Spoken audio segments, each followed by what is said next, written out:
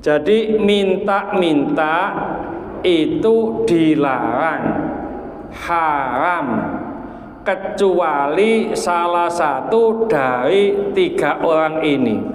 Pertama adalah orang yang menanggung tanggungan.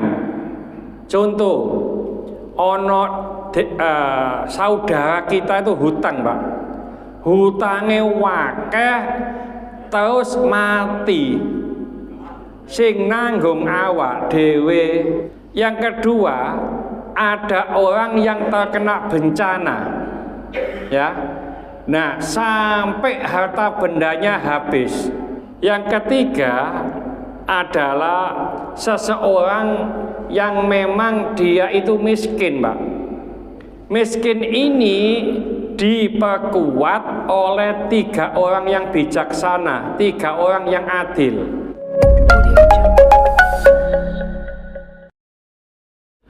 Assalamualaikum warahmatullahi wabarakatuh. Bismillahirrahmanirrahim. Wa an qabi sotabni mukhariqil hilali radhiyallahu anhu qol, dari Qabisah bin Mukhariq al-Hilali, mudah-mudahan Allah meridhoinya, ia berkata, qala Rasulullah sallallahu alaihi wasallam, Rasulullah sallallahu alaihi wasallam bersabda, innal mas'alata, sesungguhnya minta-minta itu la tahillu, tidak halal, illa li ahadi thalathatin, kecuali salah satu dari tiga orang ini. Rajulin, seseorang, tahammala hamalatan, yang menanggung tanggungan, fahalat lahul mas'alatu, maka halal baginya minta-minta, hatta yusibaha, sehingga menutupinya atau mencukupinya, tsumma yumsika, kemudian berhenti. Yang kedua, warajulin, seseorang asobatu jaihatun, yang terkena musibah, ijtahat malahu, sampai hartanya habis, fahalat lahul mas'alatu, maka dihalalkan baginya minta-minta, hatta yusiba qiyaman min aishin, sampai ia kecukupan dalam kehidupannya.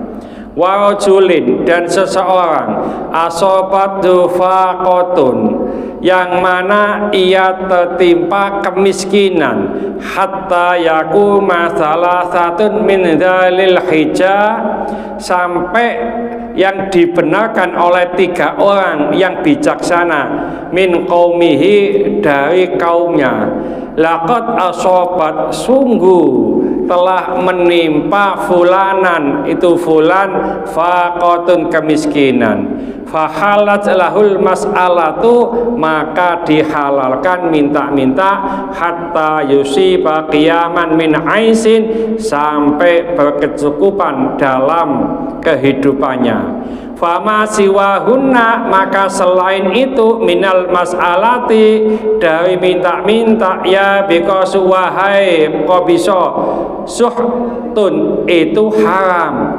yakuluhu sohibu suhtan, maka haram juga orang itu memakannya.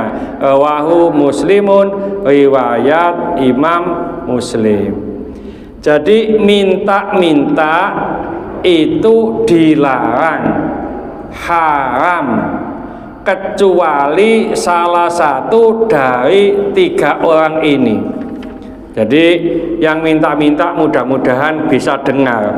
Cuma sing nduk kene iki gono minta-minta, jadi koyo-koyoke nggak pas, ya. Tapi sebagai pengetahuan, pertama adalah orang yang menanggung tanggungan. Contoh, saudara kita itu hutang, Pak. Hutangnya wakeh terus mati sing nanggung awak dhewe. Nah, yang menanggung inilah boleh minta-minta. Atau ada orang yang dibebani oleh beberapa anak yatim, contoh panti asuhan umpamanya, karena ada beban yang harus dipikul, maka boleh minta-minta, ya. Jadi sampai kecukupan. Setelah dia cukup, maka berhenti. Duluwe meninggal, duwe utang 100 juta, ditanggung oleh Pak Fulan. Nah, Pak Fulan ini mengajukan proposal ke sana, mendekati Abah Yazid, dulu aku duwe utang akeh, aku sing nanggung piro Pak? 100 juta mian. Oh ya segini tak kayak gini 20 juta umpamane. Ya, terus mendekati yang lain sampai 100 juta ini terlampaui, maka orang ini harus berhenti minta-minta, tidak boleh diteruskan. Pumpung si akeh sing ngekei, aku tak njaluk terus, haram. Yang kedua, ada orang yang terkena bencana, ya. Nah, sampai harta bendanya habis. Ngapunten, ana wong sugih lalu kebakaran, Pak. Entek donyane. Ana wong sugih kena banjir bandang, habis harta bendanya. Makane saiki sing paling enak disimpen nduk bank, Pak. Kobongan si ana duwike. Ya. Nah, ini habis seluruhnya. Maka orang ini boleh minta-minta. Karena apa? Terkena musibah. Nah, pas kena musibah ini harta bendanya habis. Ngapunten. Musibah itu menimpa seseorang itu ada 3 macam, Pak. Musibah itu. Pertama adalah ujian. Kedua adalah peringatan. Ketiga adalah siksa atau adab. Kapan musibah ini dikatakan ujian? Bila ada orang yang ibadahnya sudah bagus, sholatnya bagus, jamaahnya bagus, ikut majelis taklim bagus, dan seterusnya, tapi masih terkena musibah, maka ini namanya ujian. Kenapa kok dikasih musibah? Allah ingin meningkatkan derajatnya. Coba kita pikir, anak kelas 6 SD itu tidak bisa masuk SMP, Pak, kalau tidak ikut ujian. Makanya dia ikut ujian, lalu lulus, naik SMP, naik derajat. Nah, kalau orang yang ibadahnya sudah bagus, kena musibah, dia sabar, lulus, dia naik tingkat, naik pangkat, naik derajat di akhirat nanti, di dunia juga akan mendapatkan.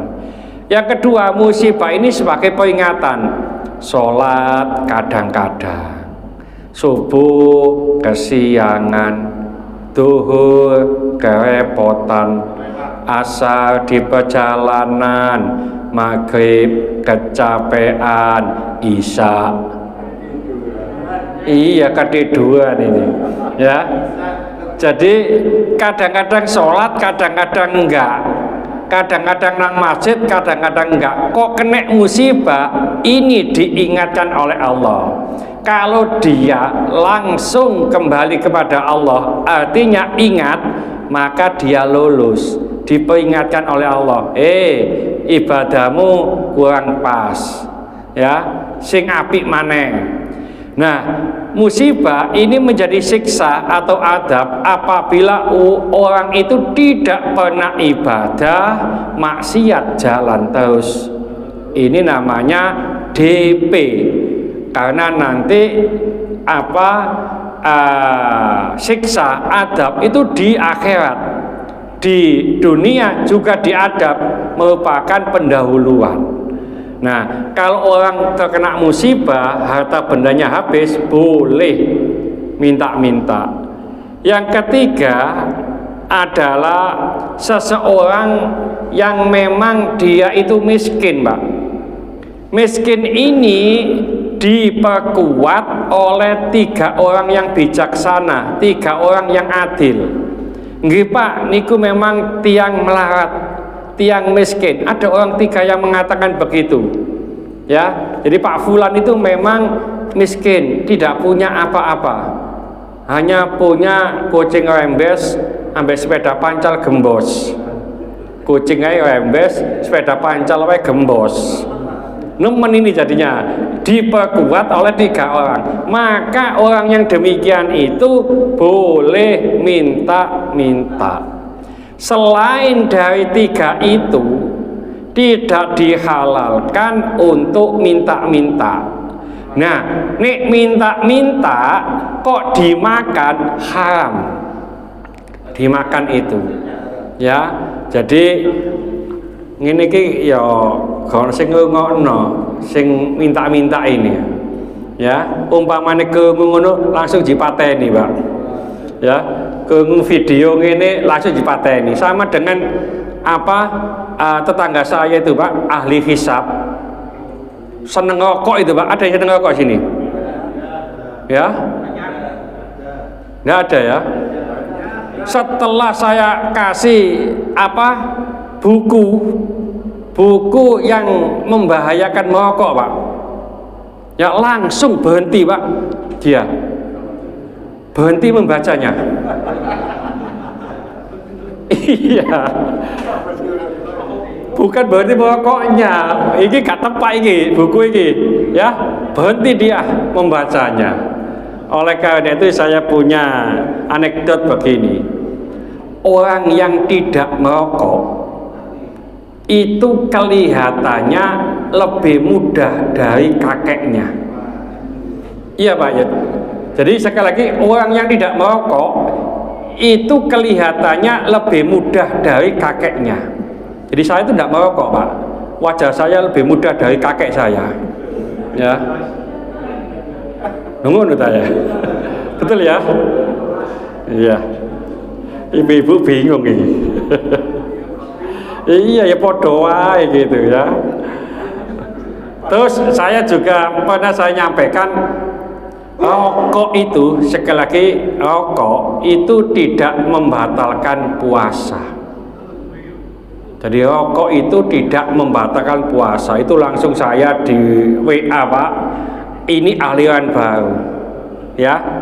Jadi kalau saya puasa, terus saya itu punya rokok di saku sini, rokok ini enggak batalkan puasa, Pak. Sing batalkan puasa itu gini loh, Pak.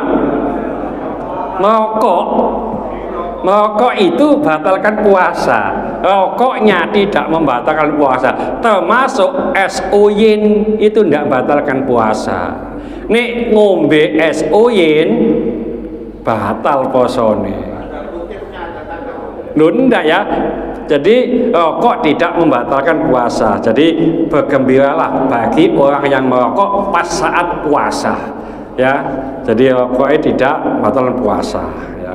Ini apa ini? Jadi haram. Ini tinggal 2 menit ya.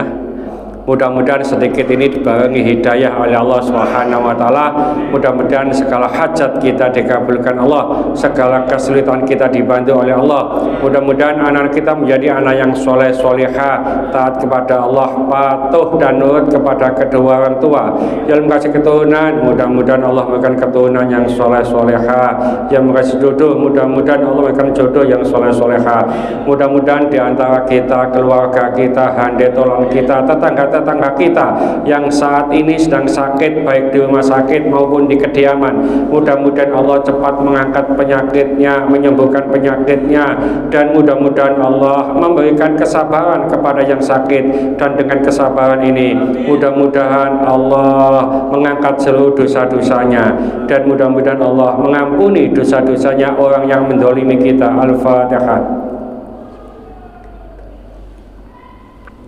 Bismillahirrahmanirrahim. Wal asri innal insana lafi khusrin illa alladziina aamanu wa 'amilus sholihati wa tawassaw bil haqqi wa tawassaw bis sabr. Subhanakallahumma bihamdika asyhadu an la ilaha illa anta astaghfiruka wa atubu ilaik. Wassalamualaikum warahmatullahi wabarakatuh. Allahumma sholli ala sayyidina Muhammad